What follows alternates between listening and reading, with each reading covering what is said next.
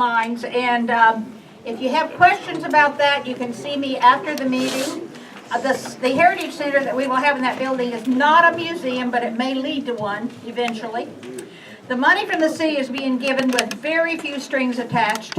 It can be used as we see fit, and it can be rent, exhibits, salary for part-time help, or any other needs, which is wonderful. We owe a huge debt of gratitude to Ben Craig. Ben, stand up.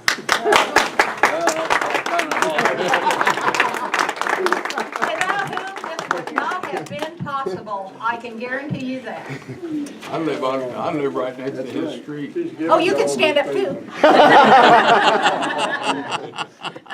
When we attended the Community Development Committee meeting, we took Brad with us for our token youth. Bless you. Yeah, also because of his wonderful models. And the Community Development Committee, the City Council people were absolutely thrilled to know that we're going to put those in our Heritage Center. We got approval from the committee, and when we went to the City Council, not a question was asked, and when they took the vote, it was every person said yes. It was miraculous, more than miraculous, if you've ever been asking for anything from the city of Overland Park. And you know, I attribute that to Ben. I really do. Okay, maybe the planets being aligned had something to do with it, but mostly it was Ben. Peggy Lee has something she wants to say. Where is she? Vote. Vote early, vote often. We're voting now for the recognition for 2 members to put on the plaque in the carriage house. Our Award of Achievement, and the ballot box is up there. There's paper there and pens, and put your mind to work and think about people you would like to nominate for our Award of Achievement. 2 of them, okay? And great. Don't leave here without voting. Okay, we have visitors today, I understand. Would you stand? Do you mind standing? Would you stand and let us recognize you? Who? Hold your hand up. Who? Gary Hughes, who came to our workshop with our veterans that we had Tuesday at the Carriage House. It was a fabulous event. The veterans loved it. Mostly they wanted to talk to each other. What they brought was insignificant compared to that. But Gary brought this fabulous painting of, okay, tell them what it is. That is P-51 Mustangs. It's your different series of the P-51 Mustang.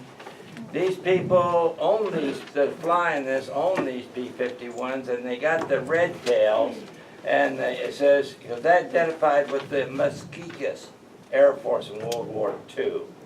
Gary is very knowledgeable also about the Civil War.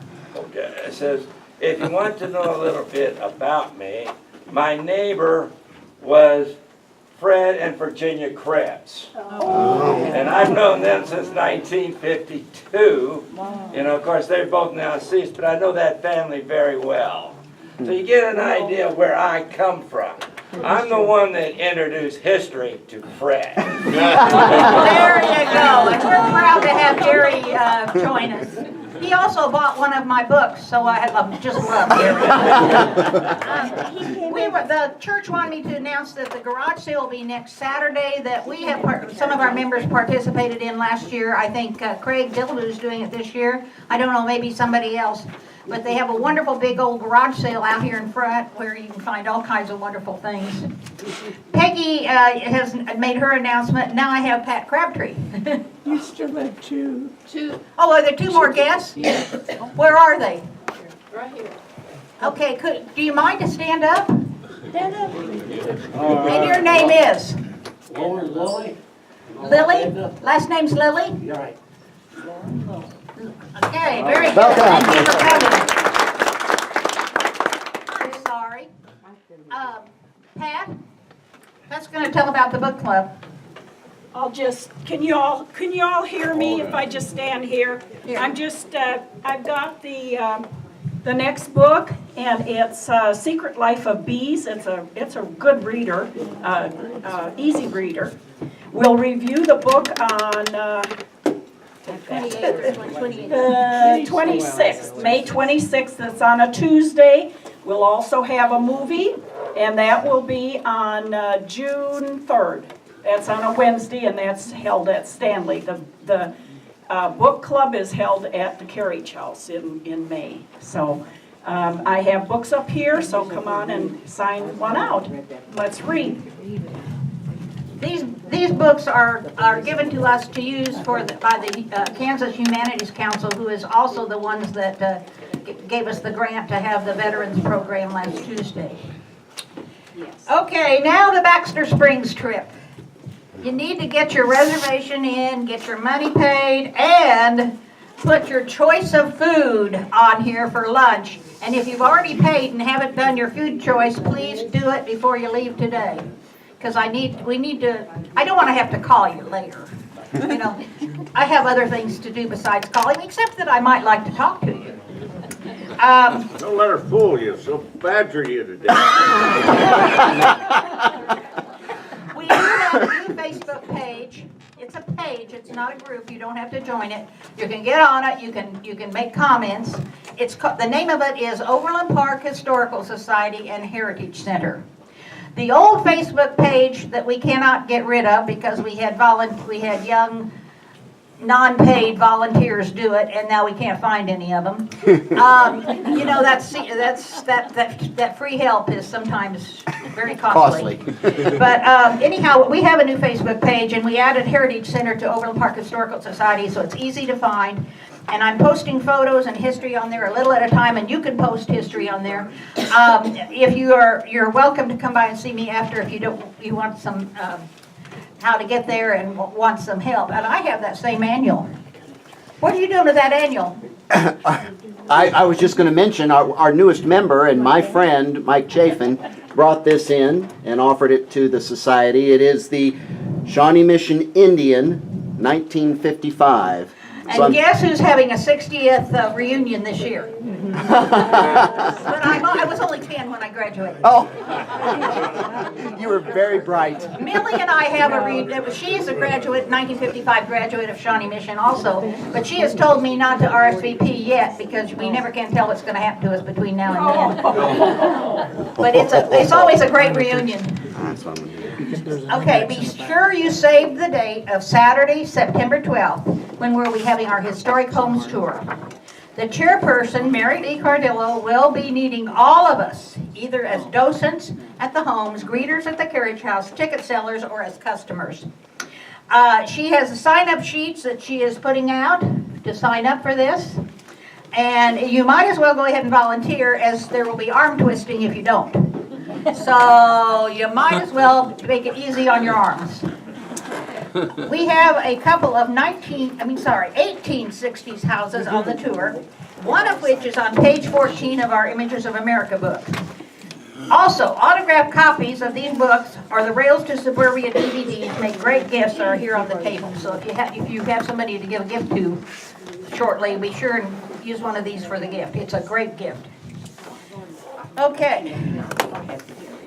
We have, have I missed anybody? The Janet. Sure. Yes, Janet, important. The annual summer picnic is Saturday, July 11th at 5 o'clock, and it's right here in this room so that we don't have to worry about the weather. $11 a person. It will be a grilled meal as usual, and bring a dessert if you would like, and the senior players will do the entertainment. So you can sign up today after the meeting, or you can send me a check. Give me a call. It's a sign-up sheet. Be sure to sign up. It's been a few years. And that'll be in place of this meeting, so that will be in July, and then in September our homes tour is in place of this meeting, so it'll be a good time to socialize and see everybody. How much? $11. They've got one down And it's there, really too, good don't food. they? It's two guys and a grill. And they have really good cheeseburgers, hot dogs, chicken. You might We have a as well sign up. good You'll meal be the only and one. have a lot of fun times when we have this picnic. Now for the best part of the meeting. I'm so very happy to introduce Marvin Rainey. He was the second mayor of Overland Park. He's been a moving force in Johnson County for over years, and he's like me. We won't tell how old we are, but we give it away by how many years we've worked in different things, different organizations. He has many stories and memories of Overland Park in the early days when a lot of the unofficial city business was conducted in a booth in John Francis Restaurant. I'm not kidding, it really was.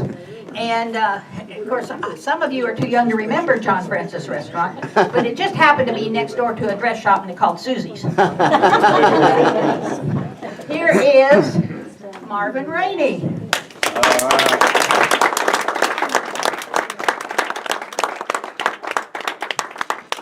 I mention he was a two-time mayor of Overland Park? Yes. Then he abandoned us for Shawnee, but that's okay. He was there 40 years. Weren't you, Marvin? 40 years with Shawnee. I brought you a stool. Thank you. I need that these days, but I'm sorry. Go. Okay, do I need the mic? Probably some of us are hard of hearing. That's what Would you rather sit at the table? I think I can be on here. Let's see how this goes. Okay, you can always move over there if you want. It is a pleasure to be here with you. As I said, I claimed dual citizenship for a number of years while I was an official in Shawnee. They can't hear you, Marvin. Maybe I I better might. use it. Okay, can you hear me now? Yes. Yeah, I say, well, it's a pleasure to be here to visit with you this morning. For about 40-some years, I was city attorney in the city of Shawnee. I've always lived in Overland Park. I was appointed to that position while I was in Overland Park and not, well, 40-some years ago until I had my office down here. I told them I had dual citizenship for a period of time. I still have to be careful what I say because my son is now the city attorney there. But it's good to be visiting with you. And as You I don't want him retired, suing you, huh?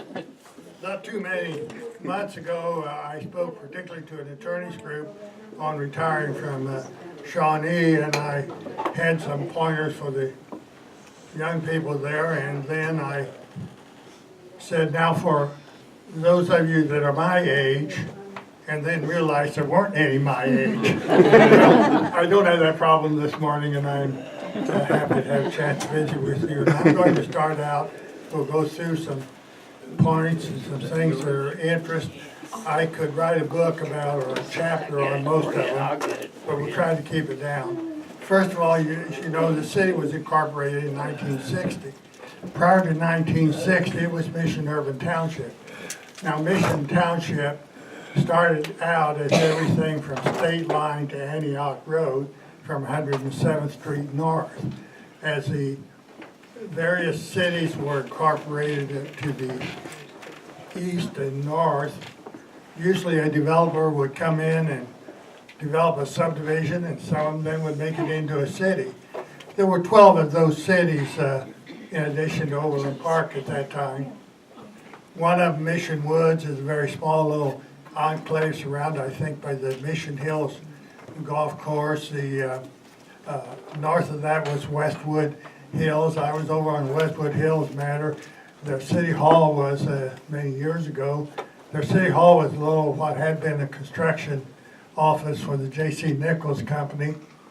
They had to take a break so we could go to the restroom at one of the houses around it. Fortunately, my client was next door, made it easy for us. But that's the way this area developed. And as the state legislature in about 1982 designated Shawnee Township and Mission Township, Shawnee, of course, being west of Antioch, and Mission Township, and any cities that had joined those townships as urban areas. And they created the urban township with a little more authority than simply being an agency of the county. There was a lot of sentiment in the Overland Park community throughout that period to have the city created and have it be the preeminent city of Johnson County, just as You know, we might say Kansas City, Kansas is dominant in Wyandotte County, and Kansas City, Missouri, and Jackson County. And so there were efforts and some special legislation to consolidate cities. I believe there was an election held on it, and it was defeated. The Overland Park people, generally with Roy Owen was on the township board chairman then, supported it. The other cities didn't like the idea. And then the legislature provided for, and the Overland Park people attempted to incorporate the city of Overland Park. That required an action of the county commissioners to establish the boundaries of the city. And in the first plan, they proposed, they gave so much of the area to the adjoining cities in effect cherry-picked the areas next to them where they wanted to get the land rather than have it in Overland Park. And that first vote was actually, or plan was actually defeated, I believe again, in the election. So then they came back with a second plan, which still gave substantial areas that belonged to the east of Metcalf to Mich, 90 or 83rd and Knoll area to Prairie Village, many areas to Leewood, east of Mission Road. There is a small area on the southeast corner of Mission Road and 95th Street that is Overland Park. Maybe some of you live there. That was a company that was in Overland Park basically because the Crow brothers had developed the nickel, or they developed Leewood, didn't want it. May Ahern was the office manager for Crow brothers and took care of everything, personal secretary to Gene Crow. I met her when I was election commissioner, which I was 4 years before coming to Overland Park. And May would come out each year to arrange to get Gene Crow's ballot for him to vote, a mail-in ballot, because he was always traveling in Europe or someplace. And she told me those people there really wanted to be in Leewood, but Mr. Crow didn't think they were quite up to Leewood standards. So he left that part to come to Overland Park. The area east or west of that, on the west side of Mission Road, a little farther south then with the Cherry Hills area, which I'll talk about later, that wanted to be in Leewood, but again, the county commissioners did not include it. I don't know how many of you, let's see, I was thinking, you would have had to have been born about 1938 or 9 to have voted in that first Overland Park city election. I don't know whether any of you were here then or living in Overland Park or not. There few probably were. I was born in 1924 and I was here, lived in the house I'm in now since 1950. Okay, well, I actually was born at on a little farm, rented farm up in northwest Missouri, and my family moved down here in the about 1940, 41. First trips down here I can remember were to visit relatives who lived at 103rd and Metcalf in a little old rented farmhouse where the big Baptist church is. And in those days you came to Kansas City, and it was a long trip in a Model A or maybe a Model T even. Then you left Kansas City and came to Rosedale. Then you left Rosedale, came out through Mission, and then you came down 69 Highway, and you missed the Overland Park community, which was not a city, and then you came on out to where they lived. I remember the family coming down late for us one night at 9 or 10 o'clock and getting stopped at the gravel road at 95th Street by a sheriff's patrol to check to make sure it wasn't a car with Missouri license plates bootlegging liquor. 103rd Street to the south of that was a 2-lane road with no bridge over Indian Creek. There was a rock slab there, and while I was in high school, you could drive your car down on that slab, and people did, and washed their cars in the running water. Today, I'm somewhat involved in the battle over the expansion of the Brook Ridge Country Club and what that will do to the area. I was elected mayor, say, in 1963, and one of the first big battles we had was over the widening of 103rd Street and Antioch Road from a 2-lane ditched street to a 3-lane paved and curved street. We had one woman who ran for the city council that lived on 103rd Street by the country club saying, we would never need more than a 2-lane street for 103rd. One of the problems I have with this, of course, is I could go on for longer than we have on any one of these subjects. I'm going to try to run through quickly some of the matters and mention them, and some we may take more time on. As election commissioner, one of the things I found was Johnson County deserved what the reputation it had then as being the most Republican county and the most Republican state in the Union. I was a progressive Democrat, I guess you'd call it. I was actually a 24-year-old kid and the only Democrat in the Johnson County courthouse. I had been appointed by George Docking, a Democrat governor, after a vacancy occurred when the woman that had been there after a few months had died.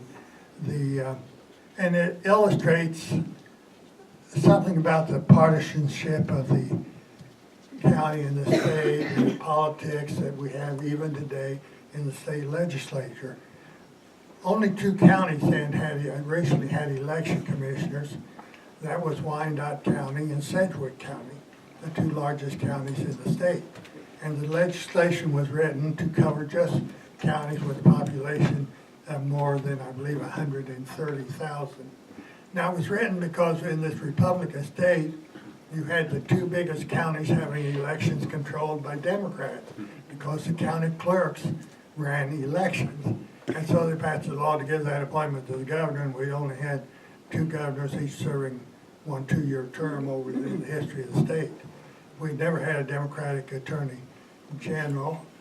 We had a couple of progressive party members as attorney generals. So they changed it to have those 2 counties have elections controlled by the governor. Well, then the Dockings came along and we elected a series of Democratic governors, and Johnson County and Shawnee County grew into that population bracket, so they were appointing Democrats. So then they changed it to provide that the appointment would be made by the Secretary of State, and I don't think we've ever had a Democratic Secretary of State. And I always kidded about someday that may be the state printer that makes the appointment. And I say that, obviously, to win elections and to live and have so many friends in Johnson County, and have a lot of friends that are Republicans, and it doesn't make much difference to you except at election time. It still makes a difference. If you don't believe it, try running for office in Johnson County on the Democratic ticket. I didn't do that except here in Overland Park. But so it has influenced the way our county developed.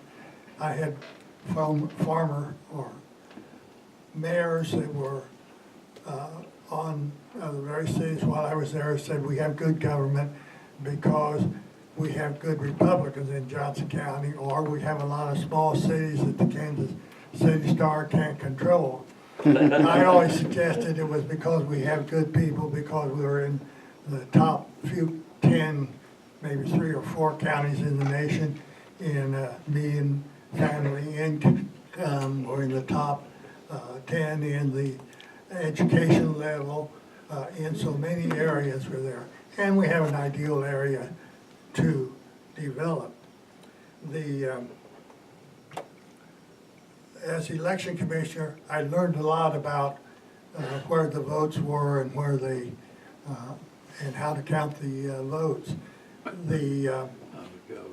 There were about 150 precincts in Johnson County at that time, about 50 of them in Overland Park.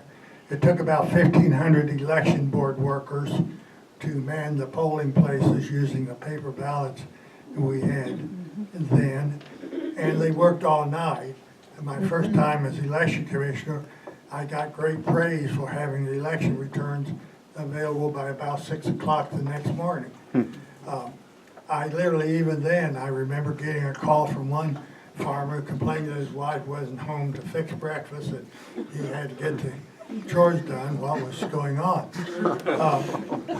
I became kind of an expert on voting machines and advocated to purchase of voting machines for the county, which Wyandotte County, Sedgwick County had. And that was opposed by the county commissioners and by the Republican county organization. Took a position in opposition to it, bought ads in the newspapers saying we didn't need voting machines. But as soon as I left office, within 2 years, they said, yeah, we needed it. But it was a very partisan county, and that shaped the way that we got along in Overland Park. One of my best friends I met the day after I was appointed election commissioners, Phil Klein of Schaefer, Klein and Warren Engineers. He was actually the founder of it. Bill Schaefer, who worked there, was a son of the original Schaefer. Phil came in to see me and tell me that anything I needed, called him, he would help on it. And Phil, if any of you knew him, was a great and wonderful individual, later a state representative, not to be confused with the other Phil Klein, I did also that was the Attorney General. And Phil, I've always said and credited him with the fact that we would not have gotten through those first elections without him. It was a long-distance phone call from Olathe to northeast Johnson County. And the county, though, had 3 or 4 lines that were direct lines, except they were always busy. And in fact, when we really got busy on calls, the telephone lines from Olathe to northeast Johnson County would become overloaded and busy. I literally, around election time, when I had so many calls to make, would drive up here and use the phone in an office of an attorney friend of mine in order to call people. So things have progressed. Anyway, let's go on to Overland Park now, or I'll try to. As I say, I had the problem. I could go on too long about those things. In 1963 was the first election of Overland Park, the first governing body meeting of the city of Overland Park was in 1960. Roy Owen called the meeting to order as the old township chairman of the newly formed first city of Overland Park. And I was there as election commissioner to discuss with them how to conduct the city elections, which weren't really provided for very clearly in the existing statutes. That night also, they did pass, the first ordinance I think passed was an annexation ordinance.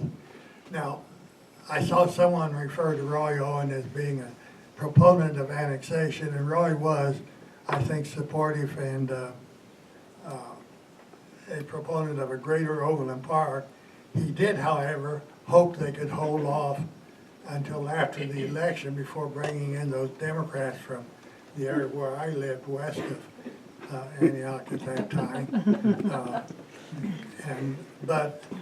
So I, while I was election commissioner, I prepared petitions for people to sign there, where my friends were, to be annexed into Overland Park. And I didn't have them typed in my office at the courthouse. I went and did to Stu Mitchelson, an attorney, some of you might remember, and he prepared them in his office, and we collected hundreds and hundreds of signatures and kind of shamed them into going ahead and annexing them into Overland Park so they could vote in that first election. S.A. Roy was a strong proponent, though, of a greater Overland Park. The 1963 election was interesting for me in many respects. I was 28 years old then. I had the things I had going for me, although I had lived in Overland Park I say Prairie Village until 1951. It wasn't Prairie Village. My family moved down here in about 1940 from the little farm in Missouri to 71st and Mission Road and brought a cow with us. It was also on the west side was the Porter Dairy Farm. My senior Porter and I walked to the Prairie Grade School together for a few years.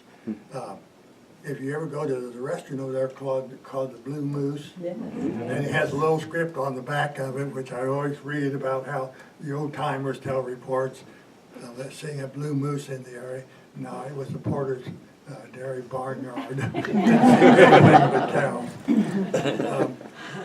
So then, when I found I had a couple things going for me, I suppose. First, as the election commissioner, I'd been the kid Democrat in the courthouse, getting in fights or battles with the county commissioners and others. And it was kind of a David Goliath situation, and it's hard to lose when you're the underdog in those situations. And so I got generated a lot of publicity. I also had been a longtime member of the First Baptist Church here in Overland Park and very active in the church. One of the first deacons, they would find it, they might disclaim me now, but the first deacons in the history, youngest deacon in the history of the church. It was then located 81st and Concert in the downtown area here.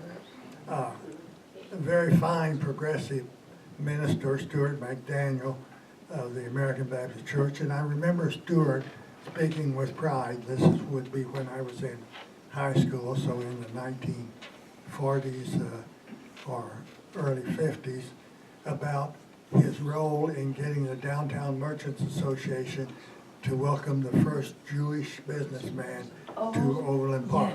Is that right? And that was a save. Now, I remember him. my one of my fellow deacons, and the individual that taught our youth Sunday school classes and directed the youth activities for the church was Bob Owen, good friend of mine. His son Dave Owen, 4 or 5 years younger than I am, was later a state senator, was a good friend. All of those young people were friends of mine. And Bob, it ended up, was my opponent in the race for mayor. He ran against Roy Owen, along with another individual named Don Elliott, and Bob was named and elected, or nominated then for the Republican nomination. He, and I had, actually at that time I had gotten my law degree, going and switching over to night school to finish up law school, and I had rented a very small office in the basement of Bob's building. There on 79th Street. And anyway, I ended up running against Bob, and it was generally it was pretty clean campaign, but there was at that time, there was a split between the old downtown area and the development part of the city, interested in development in the residential, some of the residential communities. And so Bob might not agree. I think I heard that he told people that he thought I ran a dirty or a negative campaign because across the bottom of my yard signs I put no conflict of interest. I thought that would